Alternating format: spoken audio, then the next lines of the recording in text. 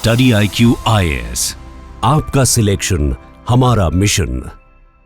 Donald Trump साहब जब से यूएसए के प्रेसिडेंट बने हैं तब से वो पूरे वर्ल्ड को ये बताना चाहते हैं कि यूएसए क्या है और यूएसए कैसे अभी भी वर्ल्ड को कंट्रोल कर सकता है।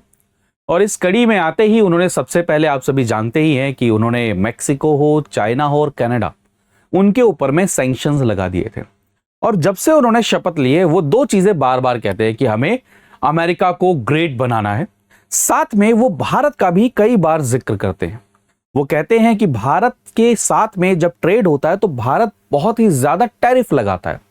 अब आप सभी जानते ही हैं कि भारत के प्रधानमंत्री नरेंद्र मोदी जी फ्रांस गए थे AI के समिट में। वहां से हम सीधा जाते हैं यूएसए में। अब हम यूएसए पहुंचे ही नहीं थे कि डोनाल्ड ट्रंप साहब ने वहां पर एक साइकोलॉजिकल प्रेशर क्रिएट करने के लिए एक ट्वीट किया। और उस ट्वीट में उन्होंने कहा कि हम बहुत ही जल्द एक प्रेस कॉन्फ्रेंस करने वाले हैं जहां पर हम टैरिफ के ऊपर में क्या करेंगे, बात करेंगे। और यह दर्शा रहा था कि वो कहीं ना कहीं एक साइकोलॉजिकल प्रेशर क्रिएट करने की कोशिश कर रहे हैं भारत के ऊपर में। आज से 3 दिन पहले उन्होंने चाइना हो, चाहे इंडिया हो, चाहे कनाडा हो या फिर कोई भी कंट्री जहां से भी एल्युमिनियम और स्टील आएगा उसके ऊपर में 25% एक्स्ट्रा टैरिफ लगाने की घोषणा करी थी। अब इन सब कड़ियों के बीच में हमारे प्रधानमंत्री नरेंद्र मोदी जी की मीटिंग होती है डोनाल्ड ट्रंप के साथ में।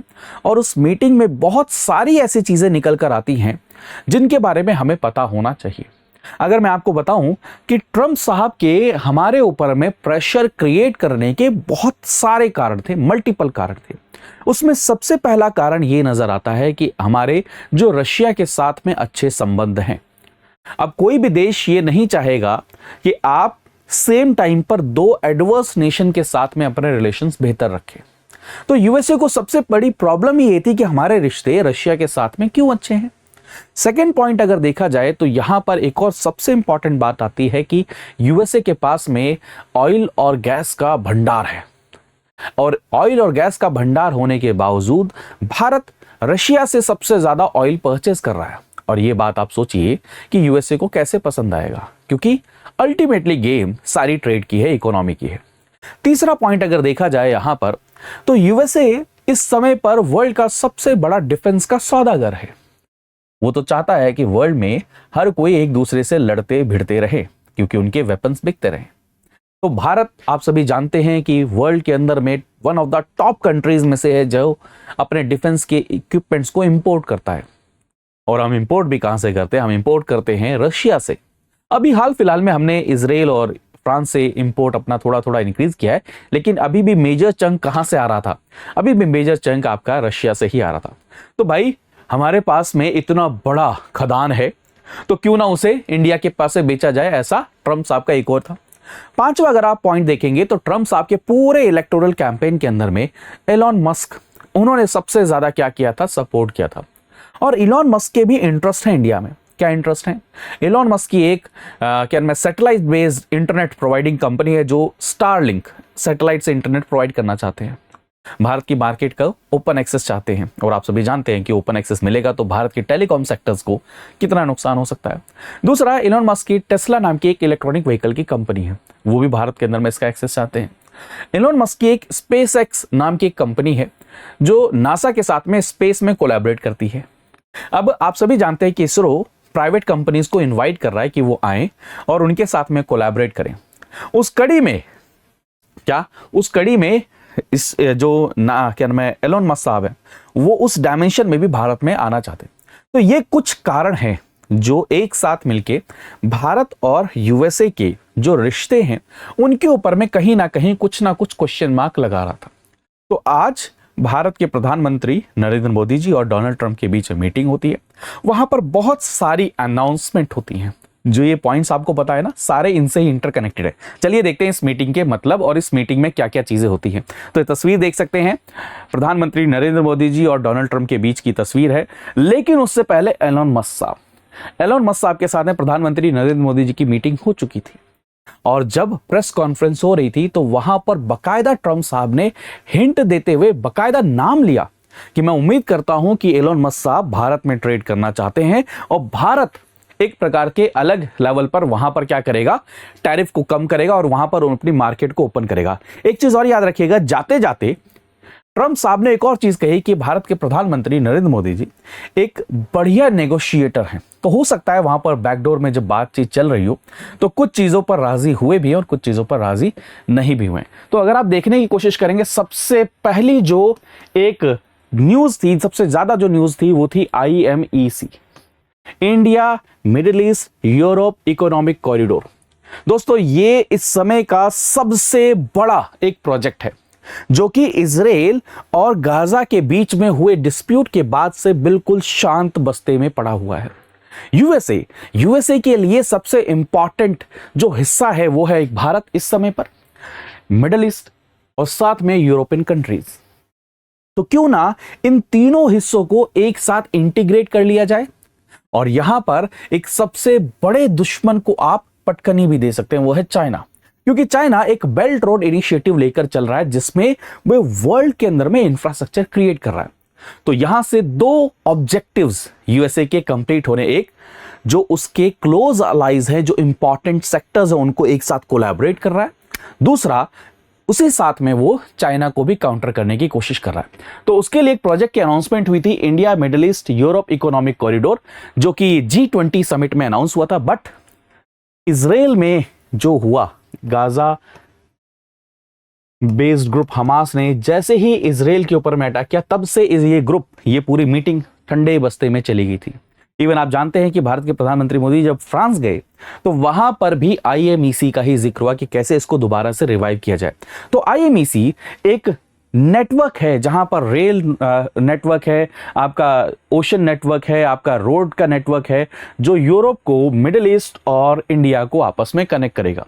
इसमें दोस्तों हाई डाटा जो ट्रांसमिशन की वायर्स हैं, ऑप्टिकल फाइबर्स हैं, इसके अंदर में हाइड्रोजन को कैसे आप ट्रांसफर कर सकते हैं उसके लिए गैस की पाइपलाइन बिछाई जाएंगी। इसके अंदर में आपके रेलवे नेटवर्क को एस्टैब्लिश किया जाएगा। इसी के अंदर में आपके जो क्रूड ऑयल की पाइपलाइन है वो भी स्टैब्लिश की जाएगी। तो सारा एक नेटवर्क है। तो उसके ऊपर में बात हुई है कि हिस्टोरिक जो ट्रेड रूट है उसको बिल्ड करेगा भारत और यूएसए साथ मिलके। इसके अंदर में इंडिया, इजराइल, इटली और यूएसए आपस में कोलैबोरेट करेंगे। इसमें road, railway, under sea cable, सारी चीजें रहने वाली, जिससे इकोनॉमिक एंड स्ट्रेटेजिक पार्टनरशिप को बूस्ट मिलेगा। तो फर्स्ट पॉइंट ये डिस्कस हुआ है जिसके अंदर में कहा गया है कि जो IMEC प्रोजेक्ट है, जो एक तरीके से हॉल्ट हो गया था, उसको क्या करना है, रिवाइव करना है। सेकेंड पॉइंट अगर देखा जाए तो रशिया और यूक्रेन के बीच में वॉर चल रही है। अब ट्रंप साहब तो थोड़ा सा इस समय आजकल अलग ही मूड में चल रहे हैं। वो कह रहे हैं पुतिन एक अच्छा बच्चा है, इतना ज्यादा टेंशन वाली बात नहीं है, पुतिन को क्या करो, आओ लाओ बिठाओ। इवन उन्होंने तो आज यहां तक बात कह दी कि यार G7 से पुतिन को बाहर क्यों निकाला था, रशिया को G7 में भी इंक्लूड कर लो। इवन उन्होंने ये भी कहा ज़ेलेंस्की साहब को कि भाई वो भूल जाओ कि क्रीमिया तुम्हें दोबारा मिलेगा और तुम नेटो में आ जाओगे, इस चीज को तो भूल जाओ। तो जो समझौता मैं करवाऊंगा उसको मानना पड़ेगा। अब कई सारे लोग अपना सर खुजाने लगे, आखिर हो क्यों रहा है भाई ये, मतलब जो पुतिन के अगेंस्ट में ट्रंप साहब सारी चीजें करते थे, यूएसए और पुतिन के बीच में तलवारें खींची थी, एकदम से क्या हो गया, जज्बात कैसे बदल गए? तो जज्बात इसलिए बदले क्योंकि दुश्मन कोई दूसरा है। ट्रंप साहब का मानना है कि उनके लिए सबसे ज्यादा जो प्रॉब्लम वाली चीज है वो है चाइना, और चीन के ऊपर में अगर कॉन्सेंट्रेट करना है, चीन को अगर काउंटर करना है, तो उन्हें अपने रिसोर्सेज जो अलग अलग जगह पर बटे हुए हैं उनको क्या करना पड़ेगा, समेटना पड़ेगा। हिंदी में कई बार बोला जाता है कि जो रायता फैलाया हुआ है उसको समेटना पड़ेगा। तो इसलिए वो अलग अलग जो कॉन्फ्लिक्ट वाले एरिया है, जैसे आपका इजराइल वाला मामला है, वहां से भी कह रहे हैं कि भाई साहब यहां से सामान उठाओ, चलो चलते हैं साउथ चाइना सी, चाइना को काउंटर करने के लिए। तो वहां पर यह बहुत इंपॉर्टेंट है कि रशिया यूक्रेन वॉर को कैसे पीस की तरफ लेकर जाए। तो वहां पर भारत से भी क्वेश्चन पूछा गया, प्रधानमंत्री नरेंद्र मोदी से भी क्वेश्चन पूछा गया। तो उन्होंने कहा, जैसा कई बार हम कहते हैं कि भारत युद्ध का देश नहीं है, बुद्ध का देश है, और भारत जैसा मर्जी रोल चाहे वहां पर प्ले कर सकता है जिससे एक पीस को एस्टैब्लिश किया जा सके। सेकेंड पॉइंट बहुत इंपॉर्टेंट ये चीज रहने वाली है। तीसरी चीज एनर्जी, ये सबसे इंपॉर्टेंट चीज है। आप सभी जानते हैं कि भारत ना सिर्फ जो इलेक्ट्रिसिटी है, जो हम फॉसिल फ्यूल है उसको यूज करते हैं, हम क्रूड ऑयल जो यूज करते हैं, एक बहुत बड़ी मार्केट है।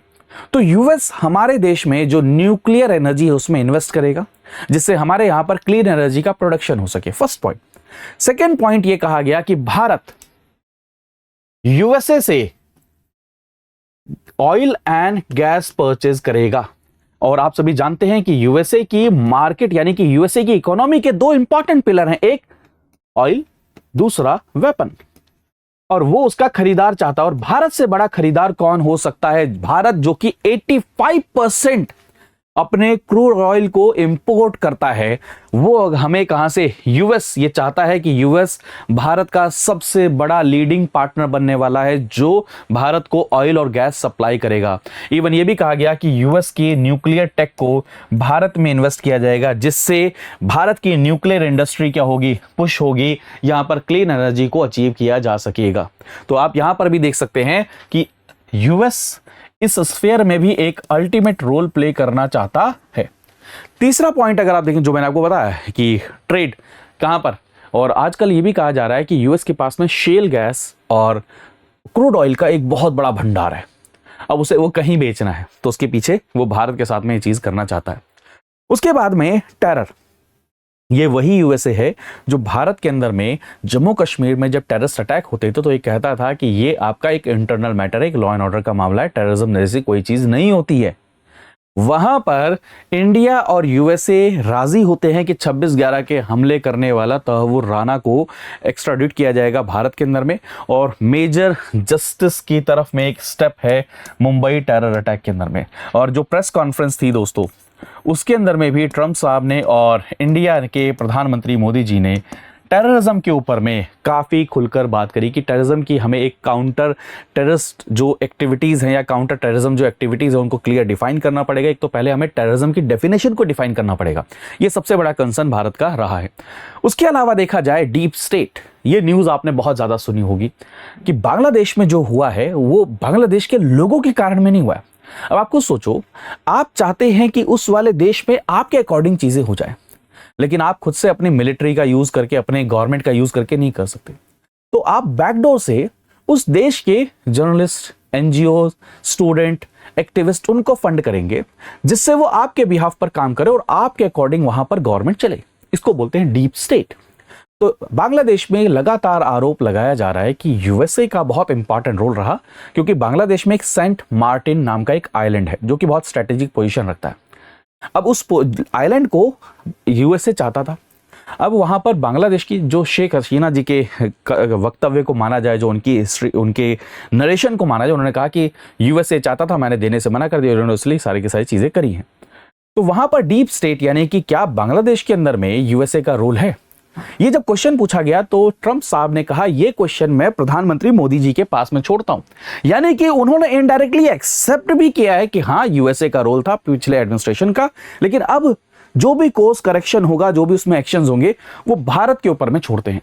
तो ये भी चीज आप देखेंगे कि भारत लगातार एलीज करता रहता है, लगातार ये क्वेश्चन उठाता है। जैसे यूएस एड की जब हम बात करते हैं तो आप सभी को ध्यान होगा कि पिछले कुछ समय से यूएस एड के ऊपर में भारत यह आरोप लगाता रहा कि यूएस एड अलग अलग तरीके से इंडिया में इन्वेस्ट करता है। और आपको पता है ट्रंप साहब ने आते ही यूएस एड की फंडिंग के ऊपर में 90 डेज का फ्रीज लगाया।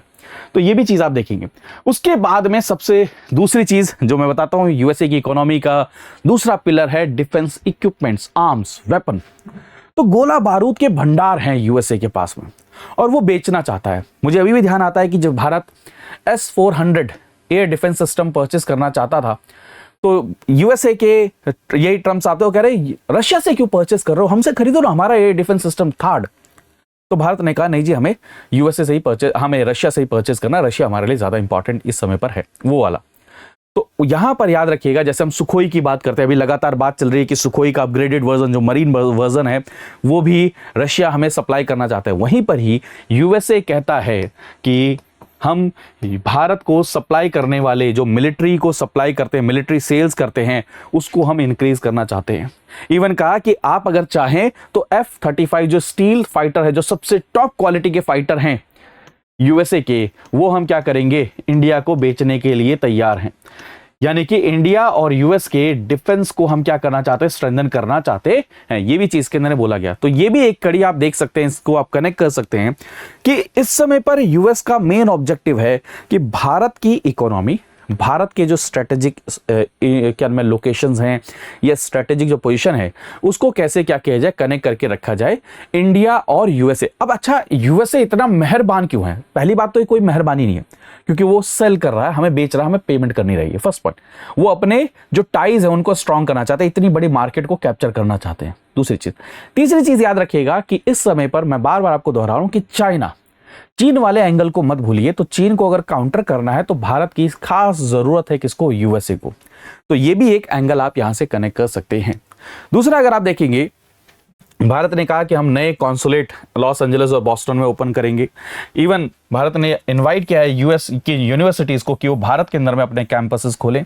भारत के प्रधानमंत्री नरेंद्र मोदी जी ने यूएस के जो प्रेसिडेंट हैं डोनाल्ड ट्रंप, उनको भी क्या किया? इनवाइट किया। अब ये चीज इसलिए भी बहुत इंपॉर्टेंट है क्योंकि एक तस्वीर जिसने पूरे देश में काफी ज्यादा सोशल मीडिया पर गहमा गहमी मचा दी थी, वो इलीगल माइग्रेंट्स, जिनको यूएस ने बेड़ियों में, हथकड़ियों में पहनाकर क्या किया था? भारत अपने जो क्या नाम है एयरफोर्स का प्लेन था उससे भेजा था। तो उसके बाद में सबसे बड़ा क्वेश्चन मार्क ये लगा कि क्या जो इलीगल माइग्रेंट्स थे उनको इस तरीके से भेजा जाना चाहिए था? तो मुझे अभी भी ध्यान है कि भारत के जो क्या नाम है मिनिस्टर ऑफ एक्सटर्नल अफेयर्स है, उन्होंने कहा कि हर एक देश को अधिकार है कि उनके देश में आए इलीगल माइग्रेंट्स को वो भेजें, डिपोर्ट करें, बट उनको भेजने का तरीका इनह्यूमन है। इसके ऊपर में हमें क्या करना पड़ेगा? क्वेश्चन मार्क देखना पड़ेगा कि किस तरीके से उनको डिपोर्ट किया गया है। और मैंने कई बार सेशन में बोला भी है कि वो डिपोर्ट करना नहीं चाहते थे, साथ में वो मैसेज भी देना चाहते थे कि यूएसए क्या है।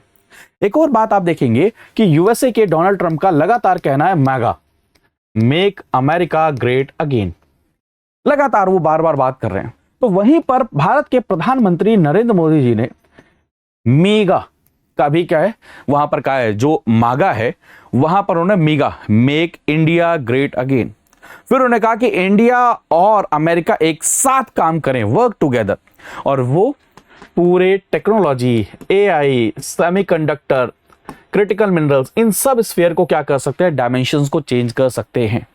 तो ये चीज आप देखेंगे। इवन ये भी कहा कि हम पीस एंड प्रॉस्पेरिटी के लिए एक साथ काम करेंगे। तो उसमें जो क्वाड का रोल है वो बहुत इंपॉर्टेंट है। अब आप सभी जानते हैं क्वाड अघोषित तरीके से ही सही, लेकिन वो किस लिए बना था? कि हम चाइना को काउंटर करना चाहते। क्वाड 4 कंट्रीज का ग्रुप है जिसमें इंडिया है, यूएसए है, जापान है एंड ऑस्ट्रेलिया है। तो वहां पर भारत का बहुत इंपॉर्टेंट रोल रहेगा और अगला जो क्वाड की समिट है वो भारत में रहेगी। इस चीज को भी कहा गया, जिससे ये कहा जा रहा है कि इंडो पैसिफिक रीजन में जो भारत की प्रेजेंस है, भारत की जो इंगेजमेंट है, वो भी आने वाले समय में क्या होने वाली है? इंक्रीज होने वाली है। अब अगर इस पूरे समिट को या इस पूरे सिनारियो को आप एक साथ कंपाइल करते हैं तो यहां से ये तो नजर आता है कि यूएसए 2 चीजें यूज कर रहा है।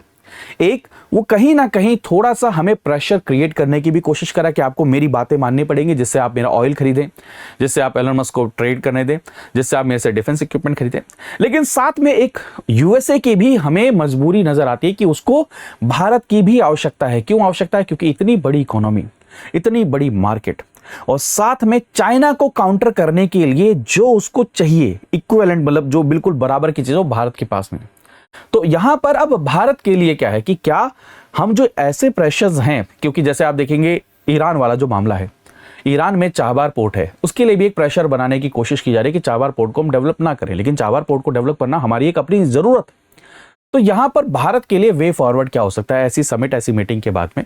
और मैं कई बार ये डिस्कस करता हूं कि देखिए, हमें आने वाले अगले कुछ सालों तक पावरफुल नेशन बनना है, और पावरफुल नेशन बनने के लिए अगर हमें कहीं से टेक्नोलॉजी की सपोर्ट, हमें कहीं से स्ट्रेटेजिक सपोर्ट, कहीं से हमें जो कहते हैं ना कि जो चीज़ें डेवलप करने में, सेमीकंडक्टर, क्रिटिकल मिनरल्स, जो हमारी डिफेंस, स्पेस और साथ में हमारी इकोनॉमिक ग्रोथ के लिए इंपॉर्टेंट हैं, ऐसी अगर सहायता मिल रही है तो हमें करना चाहिए। और हमारे लिए हमेशा नेशन फर्स्ट होना चाहिए, हमारे लिए हमारे नेशनल इंटरेस्ट फर्स्ट प्रायोरिटी पर होना चाहिए। और एक चीज़ को और ध्यान रखना चाहिए कि फॉरेन पॉलिसी में कोई भी परमानेंट फ्रेंड नहीं होता और कोई भी परमानेंट दुश्मन नहीं होता, और यूएसए उसका क्लासिक एग्जांपल है। ये एक समय था यूएसए हमारा सबसे बड़ा घोर दुश्मन हुआ करता था, लेकिन अब धीरे धीरे करके ये चाहता है कि हम उस पर भरोसा करें कि हम उसके बहुत अच्छे दोस्त हैं।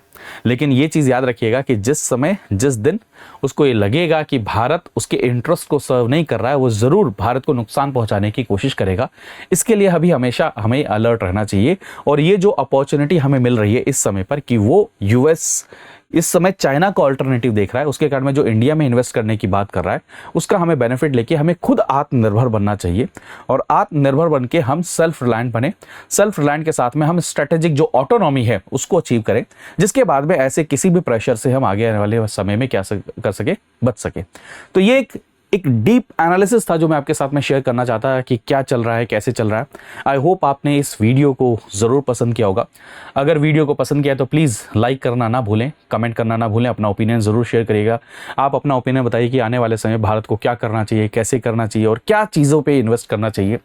Thank you so much. अपना ध्यान रखिए, मुस्कुराते रहिए, पढ़ते रहिए। बाय बाय, टेक केयर दोस्तों। जय हिंद। स्टडी IQ IAS, आपका सिलेक्शन हमारा मिशन।